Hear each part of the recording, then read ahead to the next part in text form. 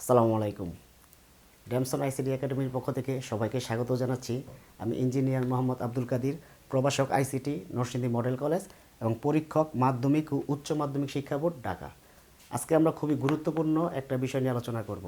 গত ক্লাসে আমরা দেখিয়েছিলাম যে ঢাকা বোর্ড 2024-এর সংখ্যা পদ্ধতি থেকে একটা অঙ্ক। তো গত ক্লাসে আমরা সলভ করেছিলাম যে প্রয়োগ যেই প্রশ্নটা আছে, অর্থাৎ 3 নম্বরের জন্য যেই প্রশ্নটা আসছিল ওইটা। আর আজকে আমরা বাকি 4 নম্বরের যেটা উচ্চতর দক্ষতা প্রশ্ন আছে ওইটা সলভ করার চেষ্টা করব। তো আমাদের উদ্দীপকটা ছিল এরকম: ইমন বার্ষিক পরীক্ষার ফলাফল বিশ্লেষণ করতে গিয়ে দেখলো বাংলা, ইংরেজি ও আইসিটি বিষয়ে সে যথাক্রমে 5C, 123, 77 নম্বর পেয়েছে। এখানে 3টা সংখ্যা দেওয়া আছে।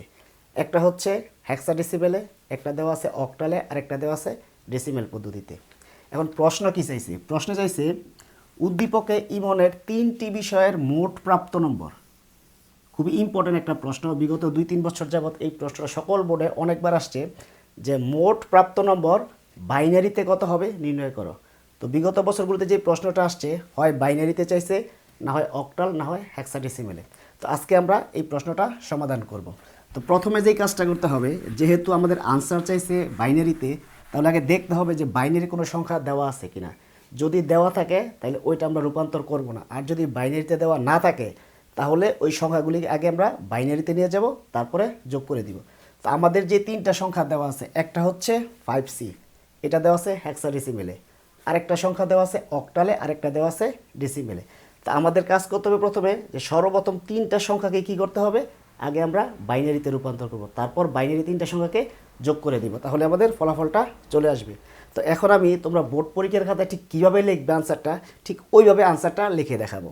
তা আমি পুরো প্রশ্নটা একটু মুছে দিচ্ছি, জাস্ট সংখ্যাগুলি রাখতেছি। আমাদের 3টা সংখ্যা ছিল, একটা হচ্ছে 5C, একটা হচ্ছে 123 অক্টাল, আর একটা হচ্ছে 77 ডেসিমেলে। তো 3টা সংখ্যা আমি জাস্ট এখানে রাখলাম। তো তোমরা খাতায় ঠিক যেইভাবে আনসারটা করবে, তোমরা প্রথমে লিখবে এত নং প্রশ্নের উত্তর, তারপর গহ লিখে আনসারটা শুরু করবে। প্রথমে দেওয়া আছে হেক্সাডেসিমেল। তো হেক্সাডেসিমেল থেকে আমরা যদি বাইনারিতে যাই, আমরা গত ক্লাসে একটা চার্ট দেখিয়েছিলাম, 2টা চার্ট। একটা হচ্ছে অক্টাল থেকে হেক্সাডেসিমেলের চার্ট, আর একটা হচ্ছে ডেসিমেল থাকলে ওইটার চার্ট। তো যেহেতু আমরা হেক্সাডেসিমেল থেকে বাইনারিতে যাব, তাহলে আমাদের এই চার্টে। তা হেক্সাডেসিমেল থেকে বাইনারিতে যাওয়ার নিয়ম হচ্ছে 4 বিট করে বাইনারিতে যেতে হয়, যেহেতু হেক্সাডেসিমেল 4 বিটের কোড। তাহলে আমরা প্রথম কী করব, হেক্সাডেসিমেল যে সংখ্যাটা আছে এই সংখ্যাটা লিখব, লেখার পর 4 বিট করে বাইনারিতে নেব। তা আমরা জানি 5-এর বাইনারি হচ্ছে 101, কিন্তু আমাদের দরকার কয় বিট? 4 বিট। তাহলে আমরা কি করব, জাস্ট অতিরিক্ত একটা বিট বাম পাশে যোগ করব। তারপর দেওয়া আছে সি। তো সি মানে আমরা জানি ডেসিমেলে 12, আর 12-এর বাইনারি হচ্ছে 1100। তো এখানে 4টা বিটই আছে। তাহলে আমাদের এটার আনসার কত? 5C হেক্সাডেসিমেল সমান, এখানে বামে 0 তুমি ইচ্ছা হলে দিতেও পারো, ইচ্ছে না হলে দিও না, জাস্ট এইটুকু লিখে দাও 1011100, এত বাইনারি। দ্বিতীয় যে সংখ্যাটা দেওয়া আছে অক্টাল, এটা আমরা বাইনারিতে কনভার্ট করব। তো অক্টাল থেকে বাইনারিতে তুমি যদি যাও, তাহলে এটা কয় বিট করে নিতে হয়? 3 বিট। আমি গত ক্লাসে এগুলো একটু ব্যাখ্যা করে বলেছিলাম। তো আজকে জাস্ট অঙ্কটা করে দিচ্ছি। সংখ্যাটা দেওয়া আছে 123, আমরা অঙ্কটা লিখব, লেখার পরে জাস্ট 3 বিট করে বাইনারি বানাবো। তো 1-এর বাইনারি আমরা জানি 1, কিন্তু যেহেতু 3 বিট লাগবে এই কারণে কি বামে 2টা শূন্য। 2-এর বাইনারি আমরা জানি 10, কিন্তু 3 বিট লাগবে এই কারণে বামে একটা শূন্য। 3-এর বাইনারি 11, কিন্তু আমাদের 3 বিট লাগবে এই কারণে কি বামে একটা শূন্য। তাহলে এটার মানটা কত আসছে? অতএব 123 অক্টাল সমান, এখানেও বামের 0 আমরা বাদ দিলাম, 101011, এত বাইনারি।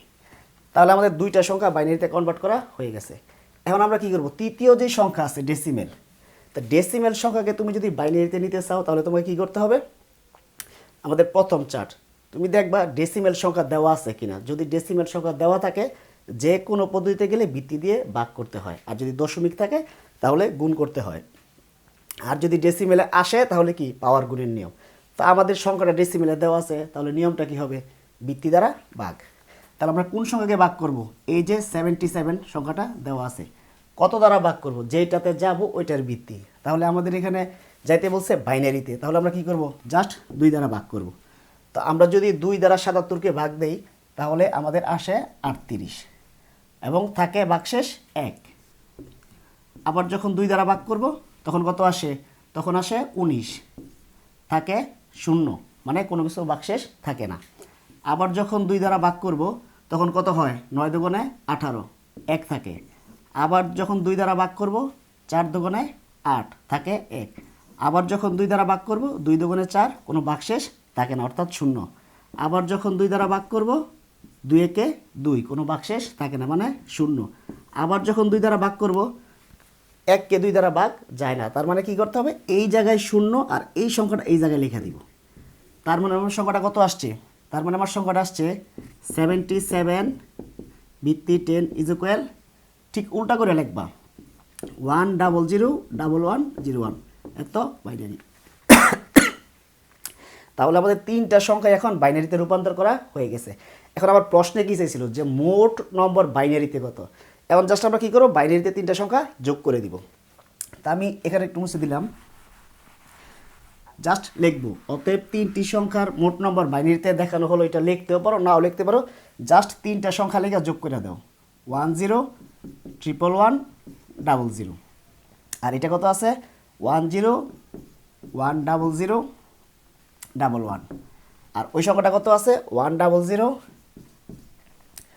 তারপরে কত আছে? 1101 জাস্ট এখন কি করবা? বাইনারি যোগের আমরা খুব সহজ একটা নিয়ম জানি, যে বাইনারি যোগের ক্ষেত্রে তুমি ক্যালকুলেটর দিয়েও করতে পারো, অথবা কি জাস্ট তুমি দেখবা 1 কয়টা আছে। যদি 1 2টা থাকে, যদি 1 2টা পাও তাহলে যোগফল 0 হাতে 1।